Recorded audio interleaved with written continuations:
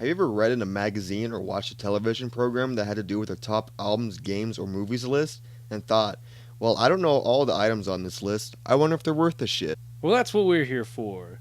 We're taking the gargantuan list that is Rolling Stone magazine's top 500 albums list, created in 2003 and updated in 2012, and looking at every single album individually.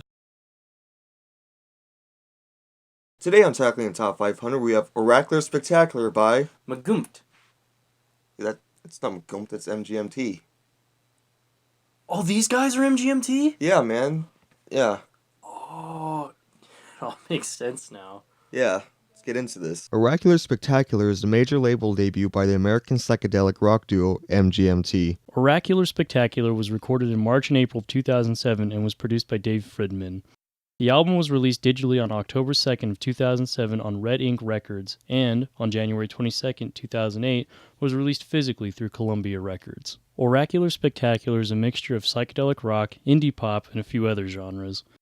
This album has never been a huge seller, but it is a consistent one, having sold at least 2,000 copies a week since its release. It has sold over 1 million copies worldwide. Oracular Spectacular features 10 tracks and 40 minutes and 18 seconds of music. 3 of the album's tracks have been released as singles, these being the new versions of MGMT's Time to Pretend and Kids and Electric Feel. Although the album can be strange and gritty, it is definitely a cohesive piece of music, to say the very least. This rather modern album belongs in the collections of psychedelic and alternative fans. So how do you feel about this album? I really like this album. Yeah, me too. I'm really a big fan of like psychedelic rock and indie rock and that kind of stuff. Like MGMT really does it really well in this album. Yeah, they really give hipsters credibility with this album. Yeah. Yeah.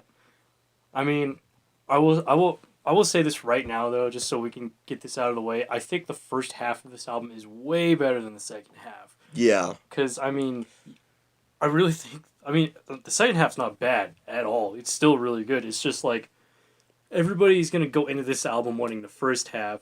Mm-hmm. Whereas the second half, those songs probably should have been like in between the other songs. Yeah. So, just saying. It's much like Stone Roses. Yeah. It's just like you hear the first time, it's like, yeah, this is pretty good, and the rest of it's like, nah. Yeah. I mean, I still think it's good. Yeah, Like, I really like this album. Like, don't get me wrong. And believe it or not, I think this album has my favorite track so far, Electric Feel. Yeah. I love that song. Like, I love that song. Yeah, it's pretty good. So. Yeah. And you can't deny, like, songs like Kids. Yeah.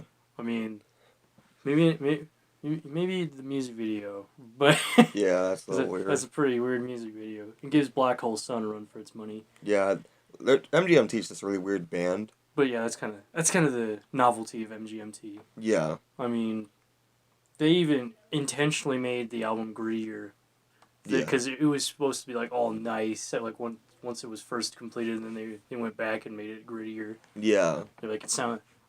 I can't remember which guy said it, but he was like, "Yeah, we made it all nice and nasty again." Yeah. So, yeah. So yeah, MGMT, Oracular Spectacular, really good album. If you're a really big fan of psychedelic rock or any kind of stuff like that, you'll like this album for sure. It's spectacular. Yes. If you will. Yeah. So yeah, that's pretty much it. Yeah. Give this album a listen. Oh yeah.